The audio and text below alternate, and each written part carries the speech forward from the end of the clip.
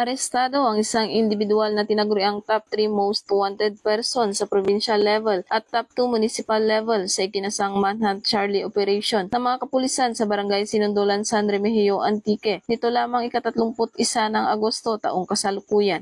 Ang matagumpay na operasyon ay pinangunahan ng mga tauhan ng San Remigio MPS sa tulong ng mga tauhan ng Antique Provincial Intelligence Unit. Ang arestado ay kinilalang si alias Joke, 34 na taong gulang, may asawa, isang magsasaka at residente ng Barangay Sinundulan, San Remigio, Antique. Agad na nahuli si alias Joke sa visa ng warrant of arrest para sa kasong rape na inisyo ni Honorable Jojo Cruz Cruzat, Presiding Judge RTC 6 Judicial Region, Branch 11 San Jose, Antique, noong ika-29 ng Agosto taong kasalukuyan nang walang inirekomendang piyansa. Kasalukuyang nasa kustodiya na ng San Remigio MPS ang arestado para sa tamang disposisyon bago i-turn over sa korte kung saan nakabinbin ang kaso. Ang pagkakahuli ng San Remigio PNP sa most wanted person na ito ay nagpapakita ng kanilang dedikasyon upang mabigyang hustisya ang mga naging biktima para sa mas maayos at ligtas na komunidad. Mula dito sa Western Visayas, ako ang inyong Police News Network correspondent,